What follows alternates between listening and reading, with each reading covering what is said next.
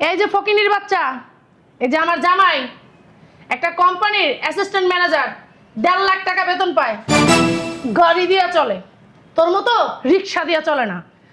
আর তুই গাড়িতে কিভাবে চলবি?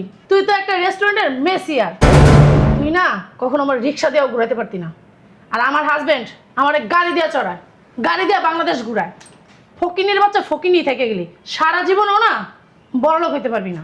আল্লাহ আমার বাঁচাইছে রে, তোর লগে ডিভোর্সে ভালোই হয়েছে, অন্তত স্বামীর সংসারটা সুখে শান্তিতে করতেছি। এটা তোমার হাজবেন্ড ছিল? হ্যাঁ, সাবেক হাজবেন্ড। এইটা জি। দেখি তো একটু ঘুরেন তো, প্যান্ট একটু শিলি খুলে গেছে। হ্যাঁ, ফকিনির দ্বারা আর কি থাকবে? অবশ্য অত শিক্ষিত তো আর না, এই রেস্টুরেন্টের এই মেসিয়ারগিরি করবে। আমার মতো তো আর বড় অফিসার না।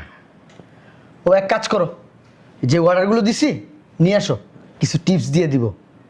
এক কাজ করো, এখনই নিয়ে যাও টিপস। হ্যাঁ, আমি আবার ওই ছোটো লোক ফকিরনিদেরকে ওই দান সদ্গা এইভাবেই করি। একটু বেশি করে দিও। বেশি করে দিব? হ্যাঁ। আচ্ছা, আজকে হাতে যা উঠছে মোটামুটি আমি দিয়ে দিলাম। হ্যাঁ, তুমিই দাও। হ্যাঁ, তুমিই দাও। হ্যাঁ, নাও দাও দাও দাও।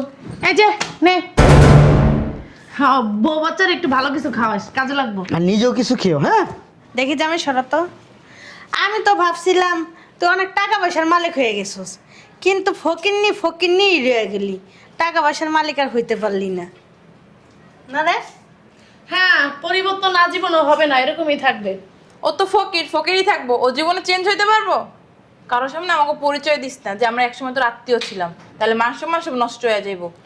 ঠিক আছে, যাও যাও, যেগুলো অর্ডার করছি নিয়ে এসো খাবারগুলো। যাও। এই টাকা দিয়ে অন্তত তোর 1 মাস চলবো। ওর ওই যে আসলে হয়েছে কি, আমি যেই টাকাগুলো দিছি ওকে টিপস হিসাবে, এটা তো স্যালারিও পায় না। তোর কাছে যদি এখন আমার মাই থাকতো না, না খেয়ে মরে যাইতো। আর আমার মেয়ের পরিবর্তন দেখ, তোর সাথে যখন ছিল তখন কেমন ছিল আর এখন দেখ। আসলে আম্মা হয়েছে কি, এই ছেলেটার কাছে যদি এখন আপনার মেয়ে থাকতো না, কি পরিচয় থাকতো জানেন? Messier, ওয়েটারের wife. আর আমি কে? বড় একজন অফিসার। আসুন, বসুন। আম্মা বসেন। খালা এই সেটটা বসেন, আপনি তাহলে বসেন। এই কি খাবা বলো? ওয়েটার, হ্যাঁ ওয়েটার, এক্সকিউজ মি, এদিকে আসেন। আসসালামু আলাইকুম, বলেন কি খাবেন? ওই 4টা চিকেন, 4টা কোল্ড ড্রিঙ্কস, আর আমাকে একটা কফি দেন। আম্মা, একটু হাসো না। কি লেগে আসবো? আরে হাসো একটু। খালা, একটু হাসো। আল্লাহ আমারে বাঁচাইছে, ফকিনি না ফকিনি রয়ে গেল সারা জীবন। আরে হাসো না কেন? ছোট লোকের বাচ্চা। তোমার সাথে পরিচয় করে নেই। কে? দেখি খালামা একটু সরো, দাঁড়াও। এই যে ফকিনির বাচ্চা, এই যে আমার জামাই একটা কোম্পানির অ্যাসিস্ট্যান্ট ম্যানেজার, 1.5 লাখ টাকা বেতন পায়, গাড়ি দিয়া চলে, তোর মতো রিক্সা দিয়া চলে না। আর তুই গাড়িতে কিভাবে চলবি? তুই তো একটা রেস্টুরেন্টের মেসিয়ার, তুই না কখনো আমার রিক্সা দিয়েও ঘুরাইতে পারতি না। আর আমার হাজবেন্ড আমার গাড়ি দিয়া চড়ায়, গাড়ি দিয়া বাংলাদেশ ঘুরায়। ফকিনির বাচ্চা ফকিনি থেকে গেলি, সারা জীবনও না বড়লোক হইতে পারবি না।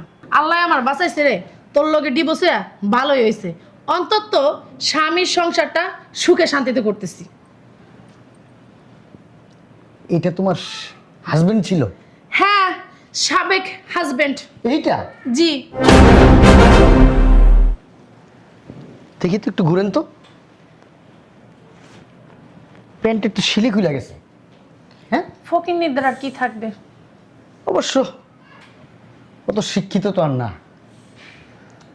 এই রেস্টুরেন্টের এই মেসিয়ারগিরি করবে। আমার মতো তো আর বড় অফিসার না। ও এক কাজ করো, যে অর্ডারগুলো দিছি নিয়ে আসো, কিছু টিপস দিয়ে দিব। এক কাজ করো, এখনই নিয়ে যাও টিপস। হ্যাঁ, আমি আবার ওই ছোটো লোক ফকিরনিদেরকে ওই দান সদ্গা এইভাবেই করি। একটু বেশি করে দিও। বেশি করে দিব? হ্যাঁ। আচ্ছা, আজকে হাতে যা উঠছে মোটামুটি আমি দিয়ে দিলাম। হ্যাঁ, তুমিই দাও। হ্যাঁ, তুমিই দাও। হ্যাঁ, নাও দাও দাও দাও।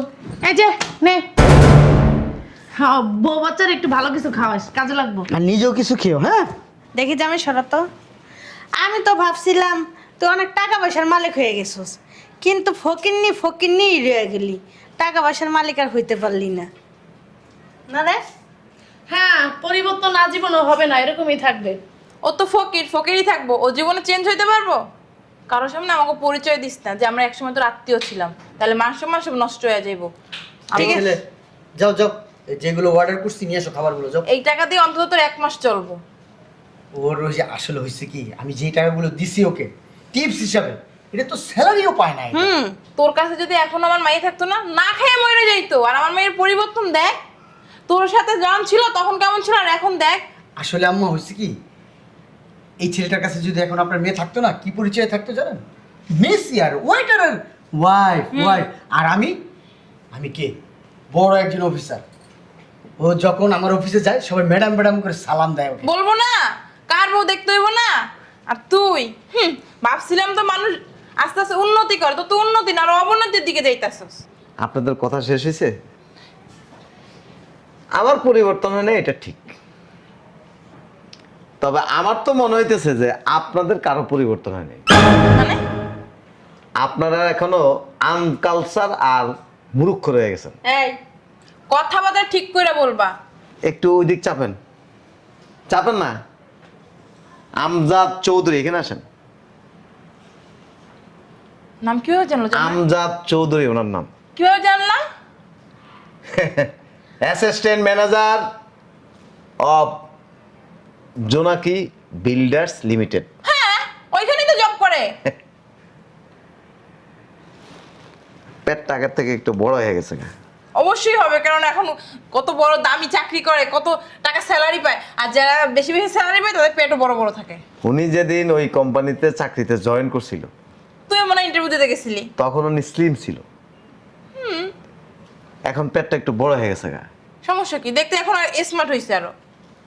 ওই জোনাকি বিল্ডার্সের চেয়ারম্যান হচ্ছে আমি, আশরাফ উদ্দিন চৌধুরী। এই যে রেস্টুরেন্টে খাইতে আসছেন না, এই রেস্টুরেন্টের মালিকও আমি। শুধু তাই না, 11টা প্রতিষ্ঠানের মালিক আমি। ফাপুতে একটা ফাপড়বাজি কথা। আপনার মতো এই চুনি পোটার কাছে আমার ফাপড় দিয়ে কোনো লাভ নেই। আপনি তো ধুলাও চিনেন? জাস্ট ওয়েট, এটা কি শুজ? এটা নিচে কিন্তু ধুলা আছে। এটা যদি আমাকে ক্লিন করতে হয়, জাস্ট খালি এটাকে কি করতে হবে, ধুলাগুলি কি হবে, পরিষ্কার হয়ে যাবে। আপনি হচ্ছেন পায়ের ধুলার মতো। আপনার কাছে আমার তো ফুটানি দেখানোর কোনো প্রয়োজন নাই, এত ব্যাখ্যা দেখানোর কিছুই নাই। আপনি যাকে নিয়ে গর্ব করতেছেন, আপনার হাজবেন্ড, উনি আমার কোম্পানির একজন কর্মচারী। আজকে যদি বের করে দিই না, কালকে আরেক জায়গায় চাকরি করতে হবে, আর নাহলে ভিক্ষা করতে হবে। এত পয়সাওয়ালা গো বুঝি এই পোশাক আশাক থাকে? শোনেন মিসেস আমেনা বেগম, আপনি তো বাসায় বসে বসে খান, হাজবেন্ড ইনকাম করে, আর আপনি এখান থেকে কি করেন, খাচ্ছেন। একবার তো ভাবেন না টাকাটা কোথা থেকে আসে, খাবারটা কোথা থেকে আসে। এই পৃথিবীতে যারা পয়সা হয়েছে না, বড় লোক হয়েছে না, সবাই পরিশ্রম করে বড় হয়েছে। কেউ আপনার মতো জমিদারি স্টাইলে হাজবেন্ডের মাথার উপরে পয়সা বস্তা বস্তা খায়া বড় লোক হয় নাই। পরিশ্রম করতে। আপনার হাজবেন্ড আমাকে না চিনুক, উনি আমার প্রতিষ্ঠানের কর্মচারী, এটা আমি জানি, কিন্তু ওনার যে হাজবেন্ড এটা জানি না। যাক, ভালো হয়েছে এখানে আসাতে, পরিচয় হতে ভালো হয়েছে। জামাই, উনি যা কইতাছে এটা কি সত্যি? উনি কি ও যা কইতাছে এটা কি সত্যি? এক্সকিউজ মি, আমার 11টা প্রতিষ্ঠানে 4675 জন ব্যক্তি কাজ করে। এই জন্য রেস্টুরেন্টে ওয়েটারের কাজ করতেছে। রেস্টুরেন্টে ওয়েটারের কাজ করি না, আমার কাজ করতে ভালো লাগে। আমি যেখানে যাই সেখানে কাজ করি। এই কাজ করা এটা ঘৃণ্যের কিছু না, এটা লজ্জার কিছু না, এখানে মান সম্মান নষ্ট হওয়ার কিছুই না। আরে কোম্পানির মাছ বেশি পাঠিয়ে করলে এরকমই করে, বুঝছো না? শুনেন, ওই আপনি যেমন আপনার হাজবেন্ড যে টাকা ইনকাম করে, এই যে দেখেন না কাপড় ছিঁড়ে গেছে, এই যে দেখেন এই স্টাইল। স্টাইল না, কাপড়ের সুতো উঠে গেছে, পুরান হয়ে গেছে। এই পুরান কাপড় পরে আপনি যেভাবে বড়াই দেখাইতেছেন না, আমরা পুরান কাপড় পরে এরকম বড়াই দেখাই না। কাজ করতে আসছি, কাজ করে পয়সা ইনকাম করতে হবে। আর এই যে হ্যালো, আপনি তো দেখি দেখি একটা হাতটা এমন করেন তো। ইস কি অবস্থা শরীরের, চুলকানিও আছে মনে হয়, ঠিক মতো ডাক্তারও তো মনে হয় দেখাইতে পারে না। আর চুলের অবস্থা দেখে তো আরো বিশ্রী, শ্যাম্পু তো মনে হয় 6 মাসও ব্যবহার করেন নাই। খালি লিপস্টিক আর এই যে এই শাড়ি পরে এরকম এরকম হাঁটলেই তারে বড় বলে না। সে যার হাজবেন্ড 1.5 লাখ থেকে 2 লাখ টাকা বেতন পায়, তার কি চুলকানি থাকার কথা আর মাথায় এই অবস্থা থাকার কথা? ওই যে দেখলেই তো বোঝা এটা যায়। তো মডেল করছে, আর- স্টাইল করছে। আর আপনি তো আমার মনে হইতেছে যে গত 6 বছরও মাথা তেল দেন নাই। তেল দেই না। দিবেন কোত্থেকে? টাকা থাকতে হবে তো, তেল কিনে সামর্থ্য থাকতে হবে তো। আর মিসেস আম্মা জান, এই কাপড় এটা তো ওই যে বিয়ের সময় যখন আমি দিছিলাম ওই কাপড় এখনো পিনতেছেন, এই যে এখান দিয়ে সুতা বেরিয়ে কইছে গেছে। তোমারে?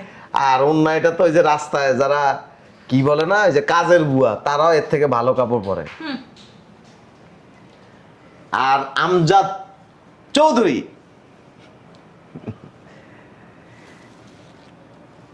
টাকা এটা খুব দামি একটা জিনিস, ইম্পর্টেন্ট। কিন্তু আপনি আমার সামনে যেভাবে এভাবে ভাব দেখাইলেন না, এটা ঠিক করা নেই। আপনি যদি পিঁপড়া চিনেন তো, পিঁপড়া যদি হাতিরে যায় যদি কামড় দেয়, হাতির কিছু হবে? কিছু হবে না।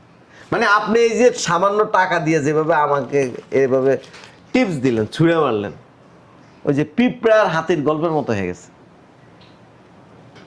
আমি কে বা কাহারা, কোথা থেকে আসছি, আমার ব্যক্তিত্ব কি, আমি কোন জায়গার মাল, কোন জায়গায় পড়াশোনা করছি না যাই না, হুট করে আপনার ওয়াইফের সাথে বিবি, ওনার সাথে তাল মিলে আপনি কি করলেন, একবারে পুরো অপমান করে দিলেন। আমি যদি চাই আপনার চাকরির গোড়ায় কিন্তু পানি ঢেলে দিতে পারে, কিন্তু দিব না। কেন? কারণ আপনি যেই টাকা স্যালারি পান, এই টাকা দিয়ে আপনার স্ত্রী মুখে আপনি খাবার তুলে দিতে পারেন। এত অমানবিক কাজ আমি কখনো করব না। শোনেন, এই পৃথিবীতে বহু ব্যক্তি আছে কর্মচারী, কামলা দেয়, বড় হইতে পারে না। কেন জানেন? ইগো প্রবলেমের কারণে, অহংকারের কারণে, দেমাগের কারণে। আর আপনার বিবিটা আরো বেশি দেমাগিয়া, বাপ রে বাপ। বিশ্ব সুন্দরী আলকাত্রার দাম দেন না, কপালের এনে গোটা এনে গোটা এনে দাগ এনে। এত ফাও পেছাল পারো না, তোমার কাজে তুমি যাও। কে সরল লাগতেছে? বেশি ফালতু পেছাল করতেছ। আর আপনার অবস্থা দেখে তো আরো বেশি মনে হয় রাস্তায় চুলকানির মলম বেছেন। চেহারা বেহারা পুরো আগে ব্যস্ত তো, এই লেগে সবকিছুই যায়। এমন বসকায় গেছে গা। তা বেশি অপমান করতে চাই না, মানে এটা জাস্ট খালি বুঝাইলাম আর কি। শুনেন, আমি ব্যক্তি যদি চাই এরকম 2-4 ডজন মাইয়া মানুষ আমার পিছন দিয়ে ঘুরাইতে পারি, কিন্তু আমার এগুলি করার কোনো ইচ্ছা নেই। খারাপ জিনিস দিয়া মানুষ জীবনে বড় হইতে পারে না। মানুষ জীবনে বড় হয় তার ব্যক্তিত্ব, তার সততা, তার আন্তরিকতা এবং তার নৈতিকতা। সো কোনো জায়গায় কথা বলার আগে আগে থিঙ্ক করবেন যে আমি যে কথাগুলি বলতেছি কথাগুলি রাইট কিনা। খাবার পাঠায় দিচ্ছি। পোড়ামুখী কি কি সুন্দর সাজানো গোছানো সংসারটা ভেঙ্গে চুরে আইয়া আরে বিয়ে করছিস। আয় আপা। চুপ থাক, তুই আর লাই দিয়া দিয়া আর সংসারে ভাঙছিস। আমাকে কি করতে তোমার কি মনে নাই? কত মানুষ সবসময় কি এক জায়গায় থাকে? হ্যাঁ, এখন ওর উন্নতি হয়েছে না? ও যদি এখন থাকতো রাজার হারে থাকতো। দেখছো 11টা প্রতিষ্ঠান আছে ওর। তো তুমি এত ভালো মানুষ, তখন আমার কথার সাথে সাথে তাল কেন মিলাইছিলাম? তখন তো আমি বুঝি নাই তুমি সত্যি কথা কও না মিথ্যা কথা কও, বুঝো নাই? যদি বুঝতাম তাহলে জীবনে ওই সংসার ছাইরে তোমার আল্লাহকে বিয়ে দিতাম হ্যাঁ না। বুঝতে পারছি, তখন তুমি ফিটার গেছে এখন তো ফিটার ছেড়ে দিছো। বিয়াদব খালার মতো হয়েছে শয়তান। ওই বেটা কখন পুরাইছিস তার সাথে ওর কপালটাও পুরাইছিস। কি লিখে জামাই ডোন্ট ম্যাট চলো। শোনো, তুমি যদি পারো ওই জায়গা থেকে চাকরিটা চেঞ্জ করে ফেলো। কি লেগে চেঞ্জ করবো? ওইখানেই তো ভালো আছে। চুপ কর, বেশি কথা কয় বলো।